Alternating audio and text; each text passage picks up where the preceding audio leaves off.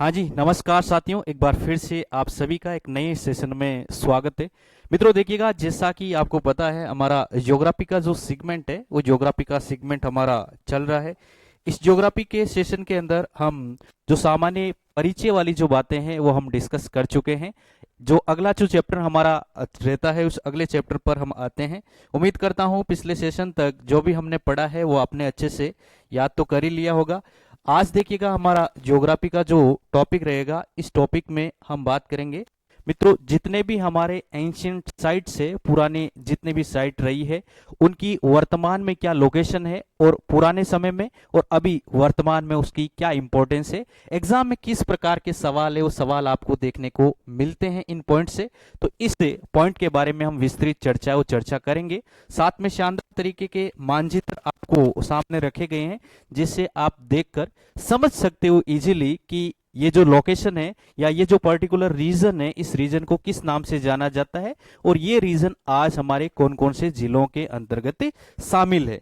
तो देखिएगा, बहुत ही बेहतरीन ये हमारे राजस्थान का मानचित्र है। इस मानचित्र के अंदर हम धीरे धीरे आगे की ओर बढ़ते हैं। जो हमारे प्राचीन स्थल है उनका भौतिक भाग कौन कौन सा है, कौन से क्षेत्र में आते हैं और वर्तमान के अंदर कौन कौन से रीजन में उसका एक्सटेंशन है या विस्तार है, विस्तार देखने को मिलता है, इनके बारे में हम देखते हैं। तो सबसे पहला जो नाम आता है मित्रों हमारे पास में एंशियंट साइट में, एक बहुत ही बड़ा जो पॉपुलर सवाल है जो आरपीएससी और अधीनस्थ बोर्ड के द्वारा पूछने को मिलता है कि एक नाम आता है मित्रों वागड़ और एक का नाम आता है बागड़। ये दो नाम हमारे सामने देखने को मिलते हैं, दोनों में क्या अंतर है और कौन कौन से क्षेत्र को किस नाम से जाना जाता है। देखिएगा मित्रों, ये जो वागड़ है इसको लिखते हैं आप वी से। तो राजस्थान का जो मानचित्र है, सदर्न पार्ट जो है उसको वी शेप से इस प्रकार से डिनोट किया जा सकता है। और इसमें आपके देखिएगा डूंगरपुर और बांसवाड़ा ये दो प्रमुख जिले हैं। इन दो प्रमुख जिलों को मुख्यतः माना जाता है। बाकी जो प्रतापगढ़ है, इस प्रतापगढ़ का भी कुछ क्षेत्र है इस वागड़ क्षेत्र के अंदर शामिल किया जाता है। और ये वाला जो क्षेत्र है, इस क्षेत्र में गुजराती जो टच है या गुजराती जो परिवेश है वो ज्यादा देखने को मिलता है। चाहे तो अपने वेशभूषा में देखिएगा या चाहे हम आप बोली में देखो, यहाँ की जो बोली है वो वागड़ी भाषा बोली जाती है। मित्रों ये जो वागड़ी भाषा, इस वागड़ी भाषा में सबसे ज्यादा प्रभाव अगर किसी दूसरी भाषा का देखने को मिलता है तो आपकी गुजराती भाषा, इस गुजराती भाषा का टच है वो सबसे ज्यादा देखने को मिलता है। तो एक क्षेत्र हमारा हो गया ये वागड़ क्षेत्र। दूसरा वर्ड आता है बी वाला बागड़ क्षेत्र। तो हमारे पास में देखिएगा राजस्थान के अंदर अगर आप नागौर से संबंधित हो तो बड़े अच्छे चीज से इससे परिचित होंगे। हमारे डीडवाना वाला जो क्षेत्र है वहां पर चाहे आपकी हॉस्पिटल हो, चाहे आपका चौराया हो, चाहे आपका बस स्टेशन हो, सभी जगह के नाम है बागड़ कॉलेज, बांगड़ चौराया, बांगड़ हॉस्पिटल। तो इस चीज से आप समझ सकते हो ये हमारा अरावली वाला जो क्षेत्र है, इस अरावली के पश्चिमी भाग, अरावली वाला जो क्षेत्र है इस अरावली के पश्चिमी भाग जो मुख्यतः आपके शेखावाटी, नागौर और नागौर के अलावा आपके जो पाली वाला कुछ क्षेत्र, इस पाली वाले कुछ क्षेत्र को हम बागड़ क्षेत्र के नाम से जानते। यहाँ पर इस वाले क्षेत्र में जो मेनली जो भाषा बोली जाती है वो मारवाड़ी भाषा बोली जाती है। भाई कौन सी भाषा बोली जाती है इस क्षेत्र में? मारवाड़ी भाषा। इस मारवाड़ी भाषा का प्रचलन है वो अधिक देखने को मिलता। तो उम्मीद करता हूं ये पहला जो हमारा एंशिएंट साइट थी उस साइट के बारे में आपको समझ में आ गया होगा। वागड़ और बागड़ ये दोनों कौन से क्षेत्र हैं, इंग्लिश के अंदर भी आपको यहाँ पर पुट अप किया हुआ है, आराम से आप पढ़कर इसके जो नोट्स है या समराइज जो आप लिखना चाहो वो लिख सकते हो। पीपीटी भी इसकी मिल जाएगी भाई, आप चाहो तो उससे भी आप नोट डाउन है वो कर सकते हो, बेटर रहेगा। साथ साथ में आप लिखते रहिएगा और समझते रहेगा। चलिए एक देखिएगा हमारे पास में शब्द आता है राठी। तो अभी आप गायों के बारे में काफी चर्चा हो रही है, सुन रहे होंगे, लंपी स्किन डिजीजेस। तो हमारे पास में ये वाला जो क्षेत्र आता है जो मुख्यतः हमारा बीकानेर वाला क्षेत्र, बीकानेर के बाद में जैसलमेर और जैसलमेर के बाद में बाड़मेर, ये वाला जो क्षेत्र है मेनली जहां पर हमारे पास में 25 सेंटीमीटर या 25 सेंटीमीटर से कम औसतन जो वर्षा है वो वर्षा प्राप्त होती है। तो इस प्रकार का मरुस्थलीय क्षेत्र जहां पर 25 या 25 से कम सेंटीमीटर जो वर्षा प्राप्त होती है उस क्षेत्र को हम क्या बोलते हैं भाई? राठ प्रदेश या राठी प्रदेश के नाम से जाना जाता है। मेनली इसमें जो हमारा अर्ध मरुस्थलीय और ये जो शुष्क मरुस्थलीय वाला जो क्षेत्र है इस क्षेत्र को इसमें शामिल किया जाता है। फिर इसी से संबंधित एक और नाम आता है राठ प्रदेश या अहिर वाटी।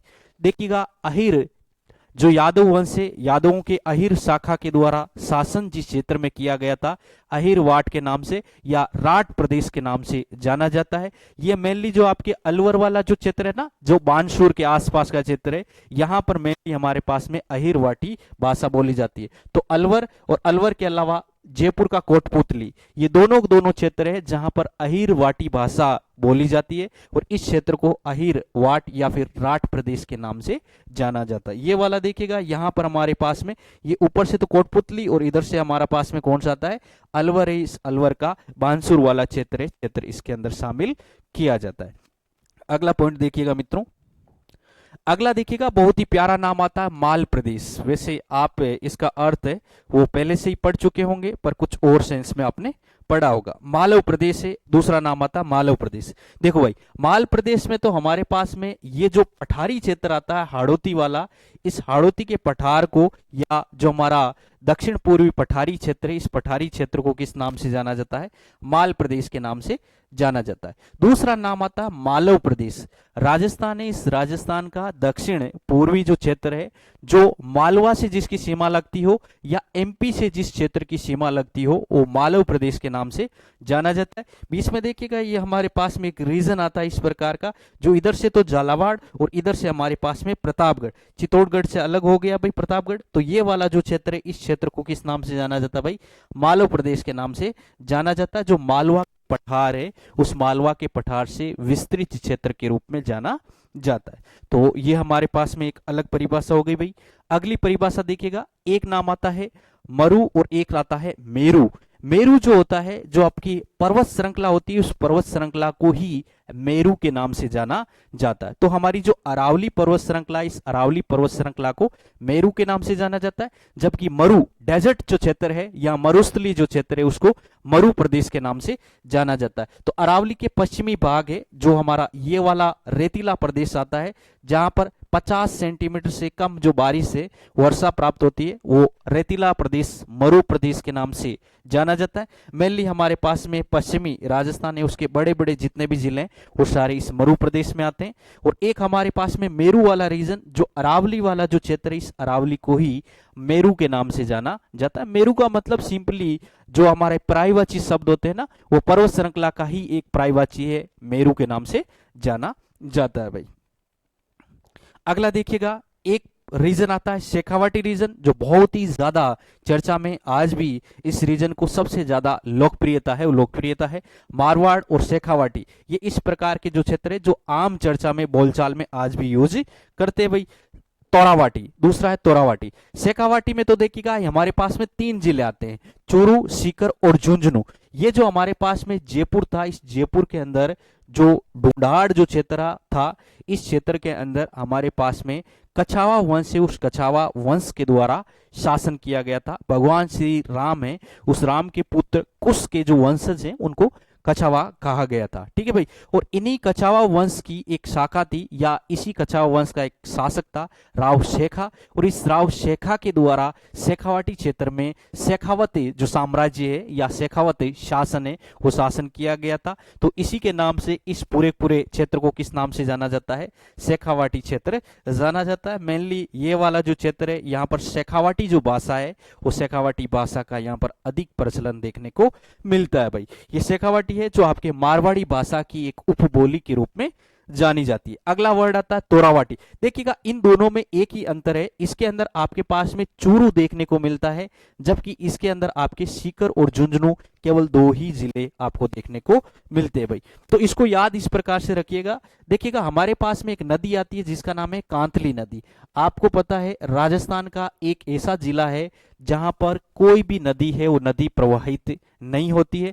तो इस प्रकार के जिले के रूप में जो आपका चूरू है वो चूरू जाना जाता है। वैसे जो बीकानेर है, उस बीकानेर में भी किसी भी प्रकार की कोई नदी प्रवाहित नहीं होती है। तो चूरू के बारे में ऐसा कहा जाता है कि हमारे पास में सीकर है, इस सीकर से खंडेला की पहाड़ी से एक नदी निकलती है जिसका नाम है कांतली नदी, और ये नदी इस प्रकार से बहते हुए झुंझुनू में जाती है और आगे जाके जहां पर चूरू की जो बाउंड्री आती है, चूरू की जो सीमा स्टार्ट होती है, उस पॉइंट पे जाके ये नदी क्या होती है, समाप्त हो जाती है, खत्म हो जाती है। ठीक है, यानी कि इस कांतली नदी के आसपास का क्षेत्र या कांतली नदी के अफवाह तंत्र वाला जो क्षेत्र है, ड्रेनेज एरिया है, उस एरिया को तोरावाटी के नाम से जाना जाता है। और ये वाला जो रीजन है, यहाँ पर जो राजपूतों की तंवर जो शाखा है, इस तंवर वंश के द्वारा यहाँ पर शासन किया गया था। अगर आपने तंवर नाम नहीं सुना तो अभी जो भादवे का जो महीना चल रहा है, बहुत लोकप्रिय महीना है भाई, तो याद रखिएगा भाद्रपद महीने में जो सबसे पॉपुलर जो मेला बढ़ता है वो रामदेव जी का मेला बढ़ता है। और रामदेव जी हमारे राजपूतों की तंवर वंश से संबंधित थे भाई। कौन से वंश से संबंधित थे? तंवर वंश से उनका संबंध था। तो ये दो, तोरावाटी और शेखावाटी के नाम से इनको जाना जाता। अगला देखिएगा भाई, एक नाम आता है भोराट और एक का नाम आता है भोमट। देखिएगा बहुत ही प्यारा नाम आता है। यहां से देखिएगा दक्षिणी राजस्थान के अंदर हमारे पास में देखो भोराट जो है, इसमें तो आर का साउंड आता है, तो ये आता है आपका राजसमंद, फिर नीचे आता है उदयपुर और उसके नीचे आता है आपका डूंगरपुर। तो ये तीन जिले लगातार आपके सामने इस प्रकार से। तो आपके राजसमंद और राजसमंद के नीचे हमारे पास में उदयपुर, इन दोनों के बीच का जो पठारी क्षेत्र है, इस पठारी क्षेत्र को किस नाम से जाना जाता है? भोराट के नाम से जाना जाता है। इसके बाद में नीचे उदयपुर और उदयपुर के नीचे डूंगरपुर, इन दोनों क्षेत्रों के बीच का जो उबड़ खाबड़ और पहाड़ी जो क्षेत्र है, इस पहाड़ी क्षेत्र को किस नाम से जाना जाता है? भोमट प्रदेश के नाम से जाना जाता है। हमारे पास में एंशियंट टाइम में एक बहुत ही पॉपुलर यहाँ पर एक आंदोलन हुआ था, भोमट भील आंदोलन के नाम से इसको जाना जाता है। या आदिवासी आंदोलन या आदिवासी क्षेत्रों के रूप में भी इसको जाना जाता है। आपके यहाँ पर ये उदयपुर है, उदयपुर और राजसमंद, इसमें एक और खास बात बोली जाती है, वैसे इतना लोकप्रिय नहीं है, आप चाहो तो याद कर सकते हो। उदयपुर के अंदर तो जो रीजन आता है उसका नाम है गोगुंदा, गोगुंदा वाला क्षेत्र। और राजसमंद के अंदर आता है कुंभलगढ़, जो कुंभलगढ़ हमारे महाराणा कुंभा के द्वारा जिसका निर्माण किया गया था। ठीक है, ये जो कुंभलगढ़, राजसमंद के कुंभलगढ़ और उदयपुर के गोगुंदा के बीच का जो पठारी क्षेत्र, इस पठारी क्षेत्र को बोराट के पठार या बोराट क्षेत्र के नाम से जाना जाता है। अगला देखिएगा भाई, देखिएगा तीन साथ में नाम आते हैं। एक नाम आता है आपका मारवाड़, एक नाम आता है मेवाड़ और एक नाम आता है आपका मेरवाड़ा। क्या अंतर है तीनों में? देखिएगा मारवाड़ जो हमारे पास में है वो मरु क्षेत्र, जो हमारे पास में जोधपुर संभाग का वर्तमान में जो क्षेत्र है, या मोटा मोटी अगर हम बात करें, ये पश्चिमी वाला क्षेत्र है ना, इस पश्चिमी वाले क्षेत्र को किस नाम से जाना जाता है? मारवाड़ के नाम से जाना जाता है। और मेनली इस क्षेत्र में जो आज जो भाषा लोकप्रिय है वो मारवाड़ी भाषा इस क्षेत्र के अंदर बोली जाती है। कौन सी भाषा बोली जाती है भाई? मारवाड़ी भाषा है। मारवाड़ी मोटा तौर पे बोली जाती है, यानी मीरा का जो साहित्य जिस भाषा में देखने को मिलता है, और साहित्य के रूप में भी जो मारवाड़ी भाषा है उसके बारे में कहा जाता है सबसे ज्यादा जो रिच जो साहित्य जो देखने को मिलता है, सबसे ज्यादा साहित्य राजस्थानी भाषा में देखने को मिलता है वो मारवाड़ी भाषा में देखने को मिलता है। जोधपुर संभाग का जो पश्चिमी भाग है उसको कहा जाता है। फिर आता है मेवाड़। मेवाड़ के अंदर जो हमारे गोहिल वंश के द्वारा शासित जो शाखाएं थी, उनमें से सबसे ज्यादा लोकप्रिय जो क्षेत्र था मेवाड़, जिसके हमारे मोटा मोटी जो जिले हैं, जो उदयपुर, चित्तौड़ और राजसमंद और भीलवाड़ा का कुछ भाग है, कुछ भाग इसके अंदर आता है। हालांकि देखिएगा मेवाड़ है, इस मेवाड़ के अंदर हमारी प्रतापगढ़ है, इसका भी कुछ क्षेत्र है, उस क्षेत्र शामिल किया जाता है। लेकिन मोटा मोटी जो उदयपुर है और चित्तौड़, राजसमंद और भीलवाड़ा, इन चार ही जिलों के रूप में जाना जाता है। जो तीन जो हमारे जिले बसते हैं ये साउथ वाले, जिसमें एक तो आता है आपका प्रतापगढ़, डूंगरपुर और बांसवाड़ा। इन तीनों जिलों में से ज्यादा जो पॉपुलर नाम हमारे पास में देखने को मिलता है वो वागड़ जो नाम है, वागड़ ज्यादा लोकप्रिय नाम के रूप में जाना जाता है भाई। फिर आता है मेरवाड़ा, अजमेर मेरवाड़ा। देखिएगा भाई, जो हमारे आजादी है उस आजादी के समय, या जो हमारा एकीकरण का जो 7वां चरण था, जिसमें जिस क्षेत्र को शामिल किया था वो अजमेर मेरवाड़ा था। 1 नवंबर 1956 के अंदर राजस्थान, इस राजस्थान के अंदर इसका विलय हुआ था। और इस विलय के बाद में जो हमारा वर्तमान जो स्वरूप देखने को मिलता है वो अवस्था में आया था। ठीक है भाई, देखो इधर से तो हमारे पास में आता है मारवाड़ और इधर से आता मेवाड़। मेवाड़ और मारवाड़, इन दोनों के बीच में जो अजमेर वाला जो क्षेत्र है, इस अजमेर वाले क्षेत्र को किस नाम से जाना जाता है? मेरवाड़ा के नाम से जाना जाता है। जो अजमेर और राजसमंद, इन दोनों के बीच का छोटा सा जो क्षेत्र है उस क्षेत्र के रूप में जाना जाता है। यहां पर एक बात हमने पहले ही पढ़ी थी, अगर आपको याद हो तो देखिएगा, राजस्थान के 2 जिले आते हैं, एक का नाम आता है अजमेर और एक का नाम आता है चित्तौड़।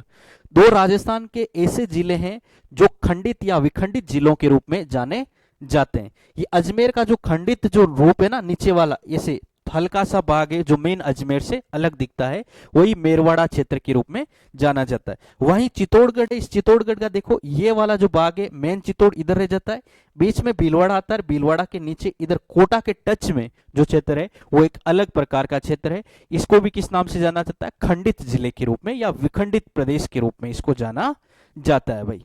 आगे देखो, अब देखो दो नाम आते हैं, एक आता है मेवात, एक आता है मेवल।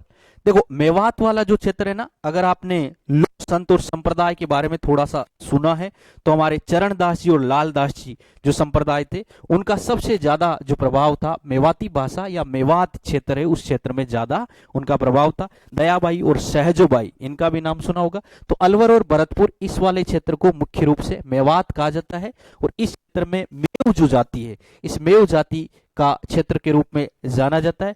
इस रीजन में ये जो मेनली हमारे पास में ये वाला जो क्षेत्र है ना, अलवर और भरतपुर वाला क्षेत्र, यहाँ पर मेवाती भाषा, इस मेवाती भाषा का प्रचलन अधिक है। जो यूपी से टच करता हुआ क्षेत्र है वो क्षेत्र हमारे सामने आता है। दूसरा आता है मेवल। मेवल के अंदर हमारा बांसवाड़ा और डूंगरपुर, देखो ये वाला जो नीचे वाला बांसवाड़ा और डूंगरपुर इसको कहते हैं मेवल, और डूंगरपुर और उदयपुर इन दोनों के बीच का जो क्षेत्र है इसे बोलते हैं भौमट।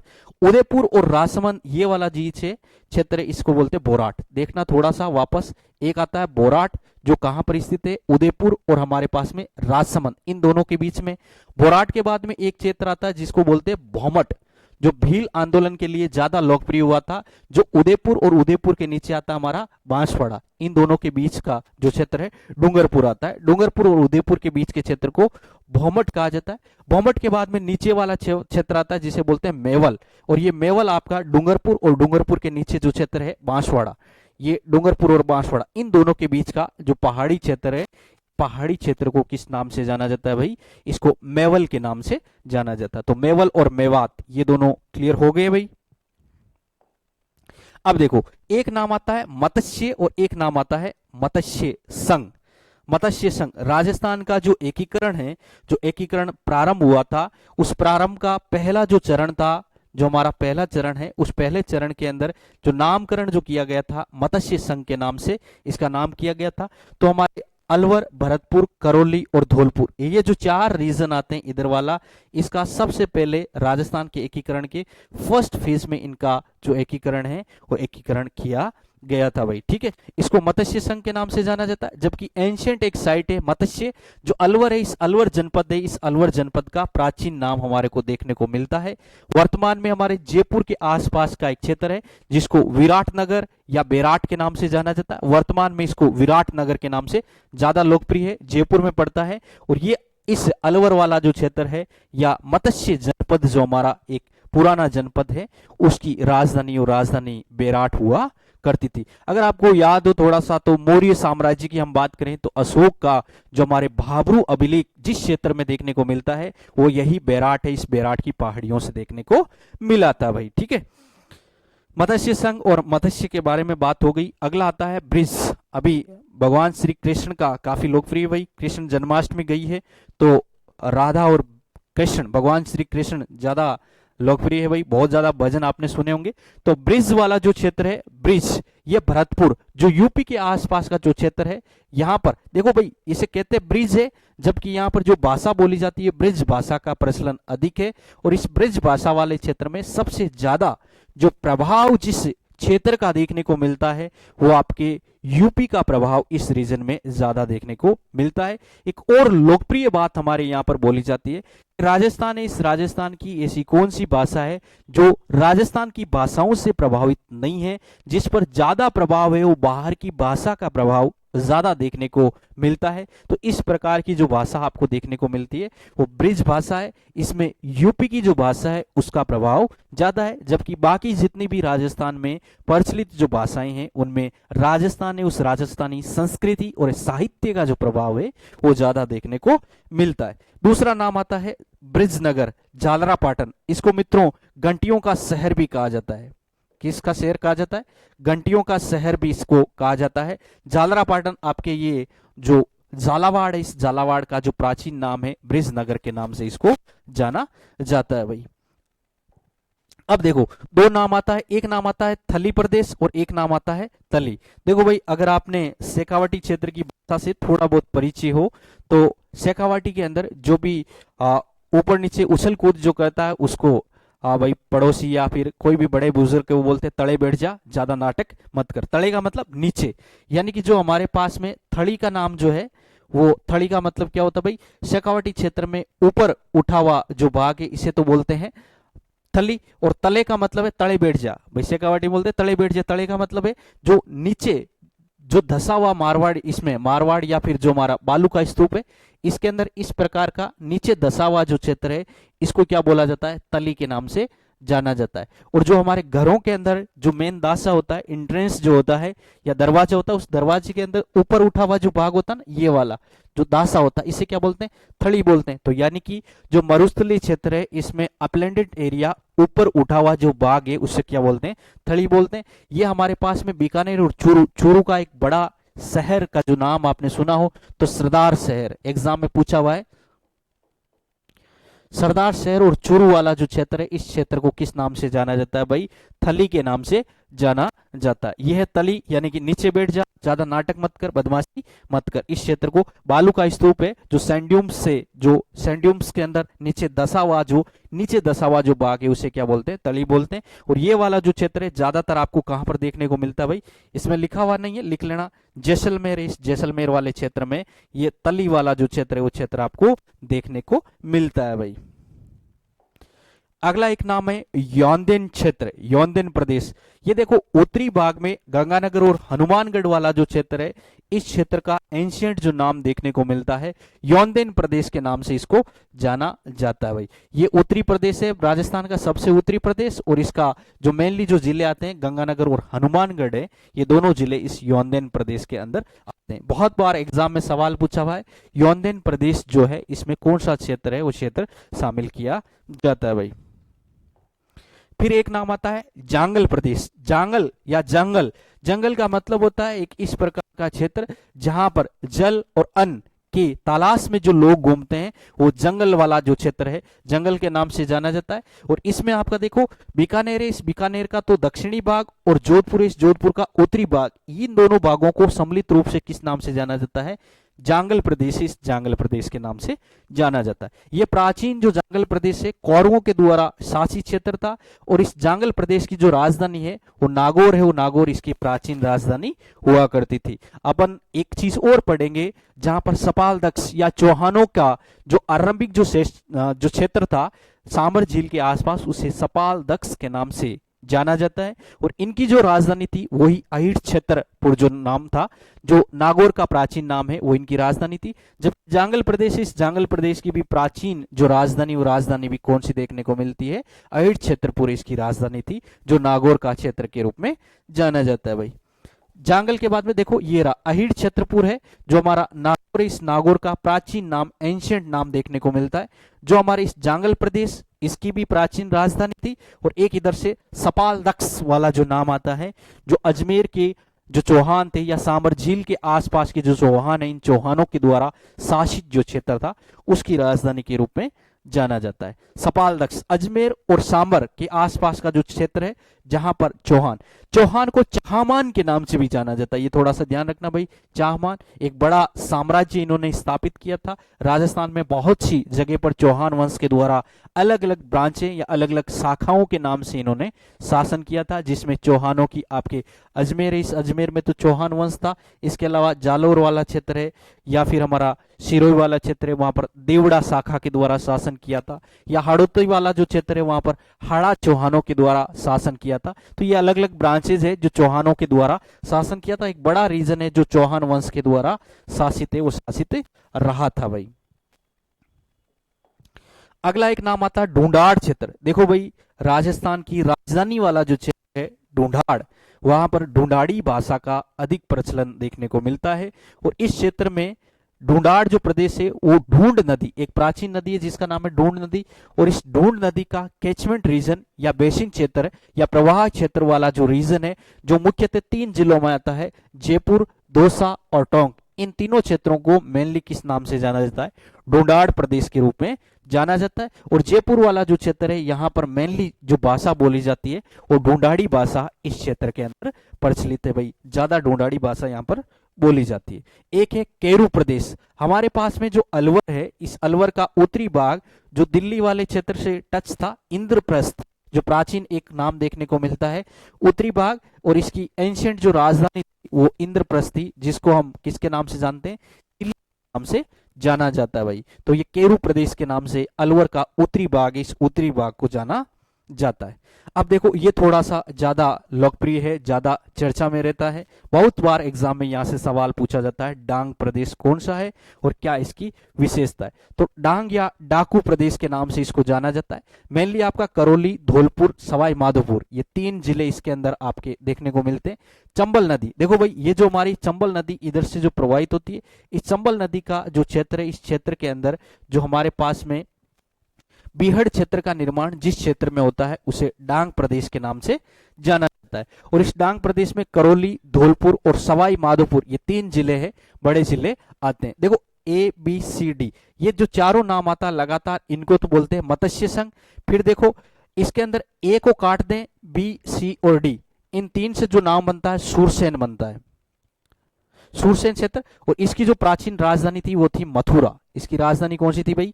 मथुरा थी। फिर देखो इसके अंदर आपको बी को और उड़ा दो तो CD 2 बचा, और इसमें SM और लगा दो, ये है डांग। तो डांग क्षेत्र के अंदर हमारे पास में 3 जिले आते हैं, सवाई माधोपुर, करौली और धौलपुर। एक यहाँ पर और चीज याद रखना, एक सवाल बहुत बार एग्जाम में पूछा जाता है, डांग की रानी किसे कहा जाता है? डांग की रानी किसे कहा जाता है?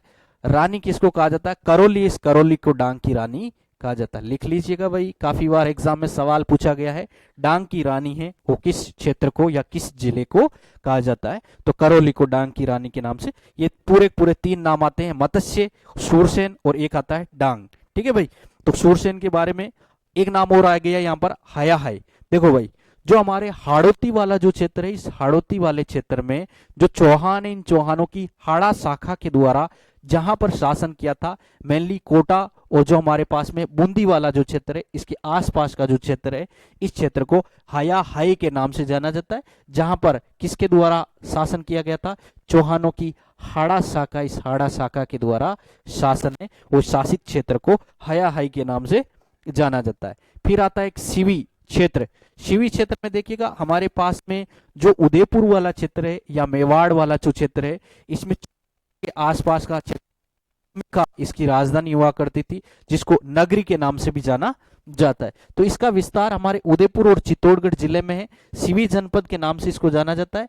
और इसकी राजधानी जो नगरी या मंजमिका या मध्यमिका के नाम से इसकी राजधानी और राजधानी प्रचलित थी। हम जब मेवाड़ है उस मेवाड़ का राजवंश पढ़ते हैं, वहां पर भी हमें बताया जाता है कि इस मेवाड़ वाले क्षेत्र का जो प्राचीन नाम है वो सिवी जनपद के नाम से भी इसको जाना जाता था। ठीक है भाई, अगला नाम है चंद्रावती। देखो भाई आबू वाला जो क्षेत्र है, इस आबू वाले क्षेत्र के अंदर हमारे पास में पहले परमारों का शासन था, पहले परमारों का शासन था, और इन परमारों को यहां से भगाने के बाद में चौहानों के द्वारा प्रशासन है वो शासन किया गया था। तो ये जो हमारे पास में चंद्रावती और इसके पास पास का जो क्षेत्र है, इस क्षेत्र में जो हमारे पास में सिरोई है, सिरोई के अंदर पड़ता है। और इस क्षेत्र में हमारे पास में एंशिएंट समय की जो सबसे ज्यादा इंपॉर्टेंट जो चीज देखने को मिलती है, यहाँ की जो इमारतें हैं, भूकंप रोधी इमारतें यहाँ पर देखने को मिलती है। अर्थक्वेक से किस प्रकार से बचा जा सकता है, किस प्रकार से इससे प्रोटेक्ट है रीजन को किया जा सकता है। तो ये खास बात कहां पर मिलती है? सिरोई का जो क्षेत्र है, सिरोई का प्राचीन नाम देखने को मिलता है चंद्रावती। आबू और चंद्रावती है, ये क्षेत्र सिरोई के अंदर पड़ता है। और सिरोई वाला क्षेत्र आपके देखिएगा ये वाला रीजन है, ये वाला रीजन सिरोई वाला क्षेत्र आता है भाई। एक नाम आता है जबालीपुर। जबालीपुर में देखो ऋषि जबाली है, ऋषि जावाली के नाम से जो हमारा जालोर वाला जो क्षेत्र है, इस जालोर वाले क्षेत्र का नाम जबालीपुर देखने को मिलता है। एक बहुत ही पॉपुलर 1170 का जो हमारा एक अभिलेख देखने को मिलता है, बिजोलिया अभिलेख या बिजोलिया शिलालेख, जो हमारे भीलवाड़ा के बिजोलिया के पार्श्वनाथ मंदिर में देखने को मिलता है। संस्कृत भाषा का ये अभिलेख है, 13 पद्य भागों में इसमें 13 दोहे हैं संस्कृत में लिखे हुए। इस अभिलेख की खास बात ये मिलती है कि इस राजस्थान के विभिन्न प्राचीन जो नगर हैं, इन प्राचीन नगरों के इसमें नाम देखने को मिलते हैं। इन प्राचीन नगरों के नामों में जो हमारे जालोर है, इस जालोर का जो प्राचीन नाम देखने को मिलता है जबालीपुर, यहाँ पर ही देखने को मिलता है। बाद में इस क्षेत्र का देखो जाल वृक्ष की अधिकता के कारण इसका नाम जालोर हो गया। फिर एक हमारे पास में जबालीपुर है, जबालीपुर भी यहाँ पर ऋषि जाबाली के नाम से इसका नाम आपको देखने को मिलता है। भाई भीनमाल है, भीनमाल जो हमारे जालोर है, इस जालोर वाले क्षेत्र में ही एक क्षेत्र पड़ता है भीनमाल। सबसे ज्यादा जो हस्तकला जब हम पढ़ते हैं वहां पर हम बताते हैं भीनमाल है, उस भीनमाल की मोजड़ी या जूतियां ज्यादा प्रसिद्ध है। ये भीनमाल वाला जो क्षेत्र है, यहाँ पर एक चीनी यात्री था हवांगसंग, ये यहाँ पर आए थे और से जो हमारे भीनमाल वाला क्षेत्र है, इन्होंने अपनी किताब है जिसका नाम था सियुकी, इस किताब में इस भीनमाल का जो नाम है पीलो भीलो के नाम से इस भीनमाल का नाम इन्होंने प्रदर्शित किया था। इसलिए ये ज्यादा चर्चा में, बहुत बार एग्जाम में पूछा जाता है कि किस विद्वान ने जो इस अपनी किताब है सियुकी के अंदर भीनमाल है, इस भीनमाल का नाम क्या बताया है, पीलो भीलो के नाम से इस किताब में इन्होंने नाम है वो नाम सजेस्ट किया था। तो याद रखिएगा, बहुत ही इंपॉर्टेंट बनता है ये भी बात। फिर आता है आपका लास्ट एंड फाइनल, जिसको मांड प्रदेश के नाम से जाना जाता है। देखो भाई राजस्थान है, इस राजस्थान का पश्चिमी भाग जैसलमेर वाला जो क्षेत्र है, इस जैसलमेर वाले क्षेत्र के अंदर आप जिस चारों तरफ से घिरा हुआ जो क्षेत्र है मरु प्रदेश है, इस मरु प्रदेश को मांड के नाम से जाना जाता है। और ये जो हमारे पास में राजस्थान है, इस राजस्थान की 4 जो प्रमुख गायन शैलियां जो देखने को मिलती है, जिसमें हमारे पास में मांड गायन शैली, एक हमारी मांगणियार गायन शैली है, हमारी जो तालबंदी गायन शैली है, और एक हमारे पास में एक और गायन शैली है। तो इस प्रकार से हमारे पास में लेंगा, मांगणियार, तालबंदी, ये 4 हमारी गायन शैलियां। इनमें से एक जो हमारी गायन शैली है मांड गायन शैली, इसका विकास है उस जैसलमेर क्षेत्र में हुआ है और इस जैसलमेर को मांड के नाम से जाना जाता है। इसलिए यहाँ पर विकसित हुई 10वीं शताब्दी के आसपास की जो गायन शैली, इस गायन शैली का नाम भी मांड गायन शैली पड़ा है। और ये जो जैसलमेर के चारों तरफ का जो क्षेत्र है, इस क्षेत्र को वल्ब के नाम से भी जाना जाता है। इसके अलावा देखो हमारे जो एंशियंट नाम है, इसमें एक हमारा जो ये अलवर वाला जो क्षेत्र है, इस अलवर को पहले साल्व प्रदेश के नाम से जाना जाता था। अलवर को पहले साल्व प्रदेश के नाम से जाना जाता था। और इस साल्व का अपभ्रंश जो नाम है, अपने राजस्थानियों की एक बड़ी खोजी आदत है, कोई भी नाम आप दो और वो नाम अगर अगले को पढ़ने में या सुनने में अच्छा नहीं लगता तो वो अपना खुद से उसमें इंप्रूवमेंट करना चाहता है। इंप्रूवमेंट तो काय का जी, वो उसके नाम को बिगाड़ने की कोशिश करता है। तो साल्व से इसका नाम आया था आलव, और आलव से इसका नाम आया था आलवपुर। आलवपुर के बाद में इसका अपभ्रंश यानी कि बिगाड़ के जो नया नाम इसका आया है, वो नया नाम क्या, अलवर। तो साल्व प्रदेश के नाम से किस क्षेत्र को जाना जाता है, अलवर को जाना जाता है। तो इस प्रकार से हमारे पास में राजस्थान की जितनी भी एंशिएंट साइट है, वो कौन कौन से भौतिक प्रदेश या भौतिक रीजन में आज हमारी पढ़ रही है, उसकी वर्तमान लोकेशन क्या है और क्या इसकी इंपॉर्टेंट है, इस सेगमेंट के बारे में हमने विस्तृत चर्चा आज के इस बेहतरीन सेशन में की थी। इसके पीडीएफ के लिए आप संपर्क कर सकते हो, पीडीएफ इसका डाउनलोड कर सकते हो। प्रॉपर गाइडेंस के लिए आप है वो हमारे साथ जुड़ सकते हो। चलिए मित्रों, thank you so much, have a nice day to all of you. मिलते हैं नेक्स्ट सेशन में।